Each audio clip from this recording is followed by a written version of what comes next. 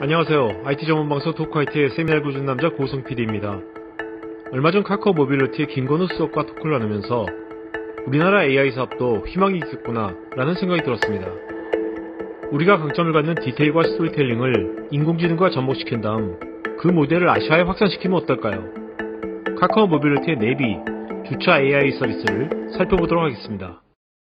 단순히 현재 시점에서 이제 예측을 제공하는 게 아니라 이 AI 모델이 언제 지금 시점이 아니라 뭐 1시간 뒤 아니면 24시간 뒤 이런 식으로 미래의 출발 시점에서 몇 시간 소요된다는 것까지도 지금 이제 제공을 하고 있거든요. 미래 운행 정보라고 해서.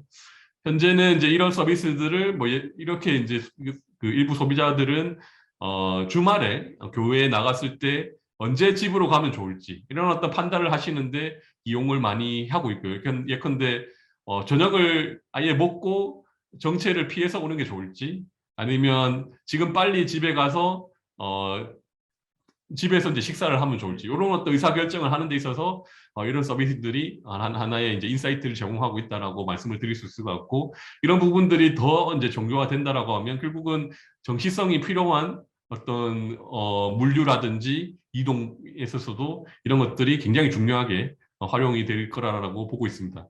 이 메뉴 제가 굉장히 애용하는 메뉴인데 저게 머신러닝으로 된 거군요, 이게. 저는 그냥 네네네. 단순 통계만 갖고 한 것 같아서 한 줄 알았는데 아니네. 네네, 맞습니다. 정말 이거 제가 많이 애용하고 있어요, 저도. 네네, 감사합니다. 예. 네네. 이게 이제 데이터가 계속 업데이트 되다 보니까 이제 이 아. 부분들을 이제 실시간으로 빠르게 반영하기 위해서 머신러닝 모델을 지금 활용하고 있는 그런 상황입니다.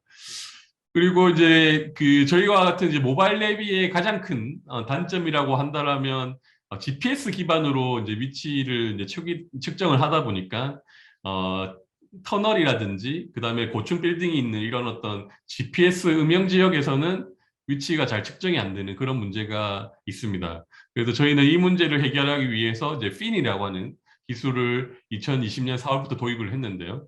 이게 뭐냐면 이제 LTE 신호처럼 저희 지금 LTE 신호 같은 경우에는 지금 실내에서도 잘 터지고 지하에서도 잘 터지고 그다음에 터널에서도 뭐 통신이 잘 되지 않습니까? 고속도로에서 터널 지나가면서 전화하더라도 끊기지 않고 되는 것처럼 뭐 LTE라든지 지금은 5G까지 이제 도입이 됐는데 이런 어떤 이동 통신이라는 거는 굉장히 커버리지가 넓은 상황이거든요. 그래서 GPS가 위치 측정이 안 되는 지역은 저희는 지금 LTE 신호를 통해서 추기를 하고 있는 그런 상황입니다. 그래서 지금 터널 통과하실 때 저희 카카오냅 이용하실 때 핀이라고 서비스가 뜨는 경우가 있거든요. 그럴 때는 GPS가 추기가 안 될 때 LTE 신호를 가지고 이 위치를 이제 측정을 하는 거라고 보시면 될 것 같습니다. 그래서 이게 왜 중요하냐? 지금 당장은 이런 거 뭐 지금 최근에 만들어지는 터널이라든지 도로를 보면 터널 안에서도 이제 구간 평균 속도를 측정해서 이제 단속하는 경우도 있고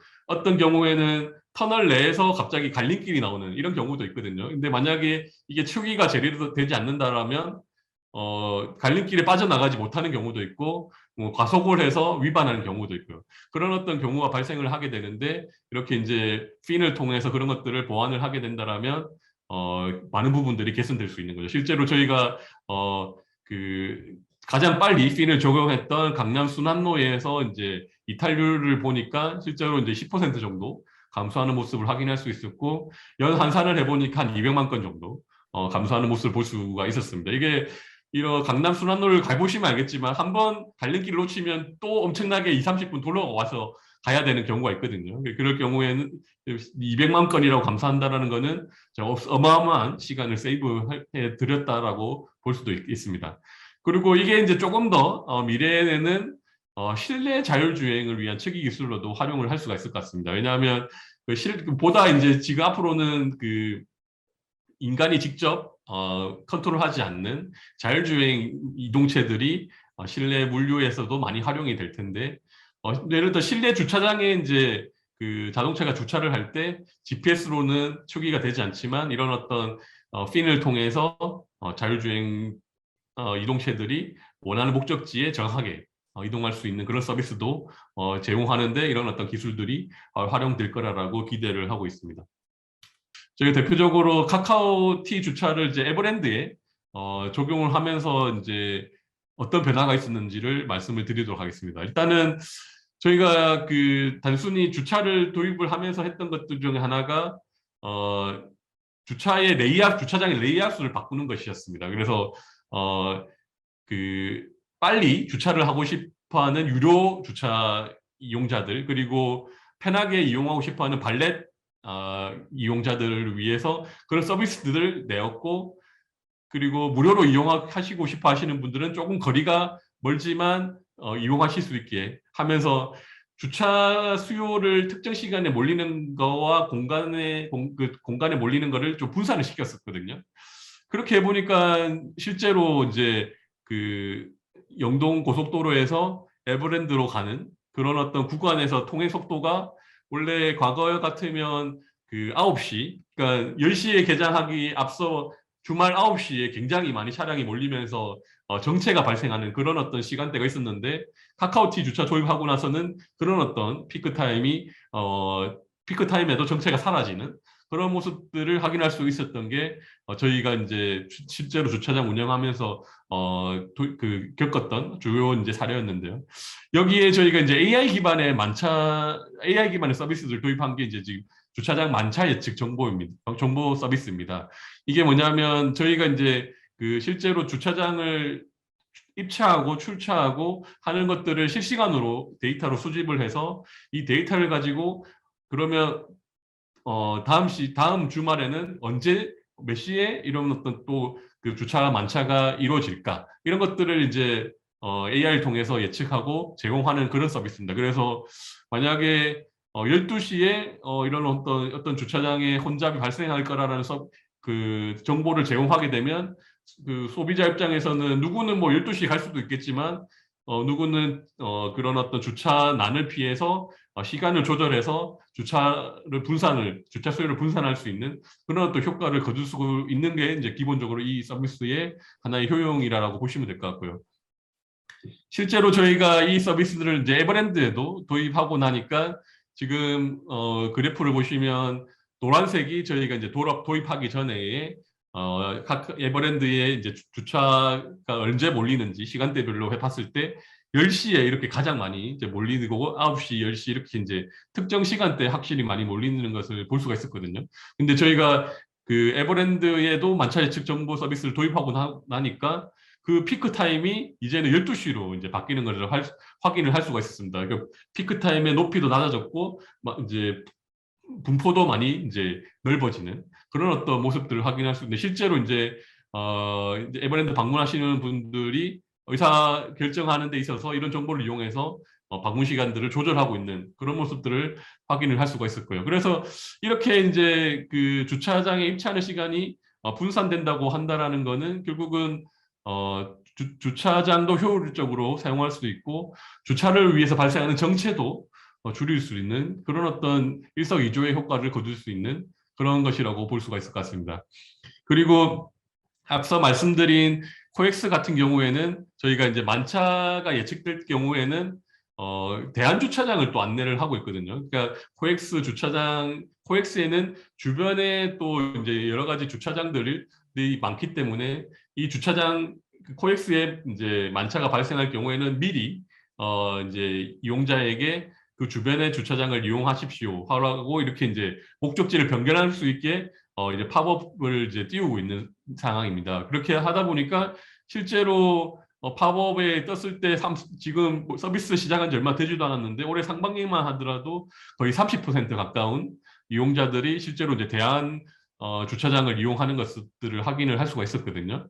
그러니까 만차일 때 그런 어떤 정체를 피해서 이런 정보가 있다라면 충분히 우회를 해서 다른 주차장을 이용하게 됨으로써 결국은 주차장을 더 늘리지 않더라도 주차장을 더 이제 효과적으로 주차 수요를 흡수할 수 있는 그런 어떤 것들도 이런 어떤 AI 기반의 모델을 통해서 결국은 확보를 할 수가 있었던 그런 어떤 모습이라고 볼 수가 있을 것 같고요. 더해서 저희 같은 경우에는 주차뿐만 아니라 이제 내비를 제공하고 있다 보니까 저희가 코엑스 이제 주차장을 운영을 하면서 이제 카카오 내비에도 변화를 줬습니다. 그래서 과거에는 코엑스 동문으로 이제 안내가 주로 됐었는데 카카오 앱이 도입하고 나서는 이제 이용자가 원하는 목적지에 가장 가까운 입구들을 이제 제시를 하고 있거든요. 그러다 보니까 과거에 100% 이제 동문에 몰렸다면 지금은 더 다양한 입구로 이제 몰리면서 피크 타임에 특정한 주차장 입차를 위해서 몰리는 그런 어떤 트래픽도 많이 분산되는 그런 모습도 확인을 할 수가 있었습니다. 그리고 저희가 이제 향후에 이렇게 더 나아간다라면 앞서 말씀드린 바와 같이 주차 수요를 인근의 주차장으로 분산을 시켜서 흡수를 할 수 있다라고 말씀을 드렸는데요. 실제로 저희가 이제 서울 디지털 재단하고 연구를 해보니까 서울 주요 랜드마크들의 이게 이제 주차 수요 패턴입니다. 보니까 업무를 위해서 이제 주중 아침에 발생하는 주차 수요를 많이 발생하는 건물이 있고, 반대로 주말에 많이 이제 주차 수요가 발생하는 건물들이 따로따로 있다는 걸 확인을 할 수가 있었고요. 결국은 주차장들을 잘 연결하고 잘 공유를 시키고 한다라면, 대한주차장 안내도 하고 한다라면 주차장을 더 만들지 않더라도 주차 수요를 흡수할 수 있는 그런 어떤 가능성도 연구를 통해서 충분히 확인한 바도 있습니다. 이게 결국은 도시에서 주차장 한 면 확보하는데 서울만 하더라도 거의 1억 가까이 든다고 하거든요. 단 한 면 확보하는데 워낙 땅값이 비싸고 하다 보니까요. 그러니까 굉장히 기회비용이 큰 게 이제 주차장 확보 문제인데, 뭐 이런 식으로 정보를 공유를 하고 예측을 해서 데이터를 통해서 그 정보를 예측을 해서 제공하게 된다라면 그런 어떤 문제들도 해소할 수 있는 가능성도 확인을 할 수가 있습니다.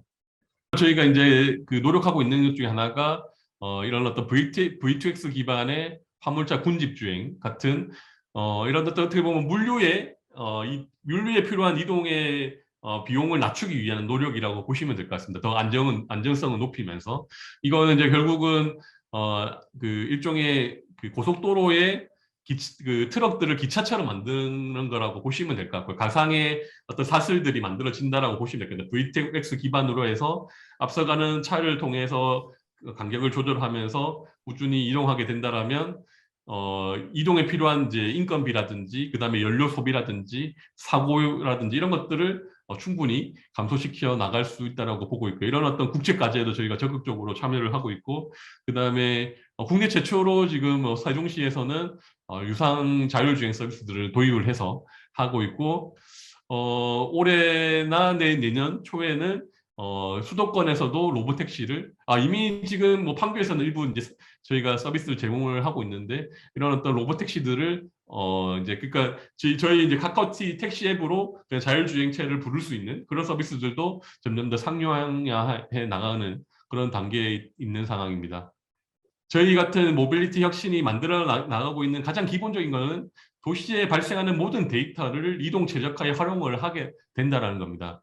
그래서 지금 많이 뭐 들어보셨을지 모르겠는데 마스라고 하는 거, 모빌리티 에즈 서비스라고 하는 게 결국은 시시각각 발생하는 데이터들을 통해서 어떻게 하면 가장 최적의 이동 수단을 제공할 것인가, 그리고 이런 이동 수단을 얼마나 편리하게 제공할 것인가, 이게 이제 핵심적인 과제라고 할 수 있는데, 결국은 데이터를 얼마나 잘 활용해서 AI를 접목하여서 예측을 잘하고 자동화된 서비스를 제공하냐, 이게 중요한 이제 결국은 관건이 된다라고 보시면 될 것 같습니다. 그래서 저희도 이런 어떤 서비스를 내기 위해서 지금 하나의 앱에 다양한 이동 수단들을 넣어가면서 서비스들을 하나하나 연계시키고 나가고 있는, 앞서 말씀드린 주차와 내비를 연계시키고, 지금 저희 같은 경우에는 항공 서비스를 이제 예매를 하게 되면 여기에 맞는 택시라든지 이동 수단들을 또 추천을 하는 그런 어떤 서비스들을 계속 이제 만들어내고 있는 상황이거든요. 이런 식으로 이용자가 하나의 앱을 통해서 모든 이동 목적들을 충족시킬 수 있도록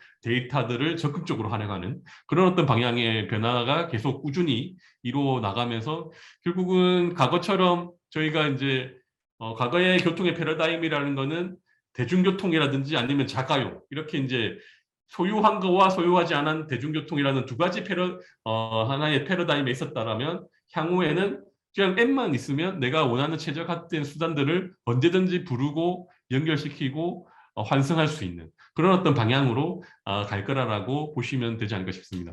이 영상이 마음에 드시면 좋아요, 구독 부탁드립니다.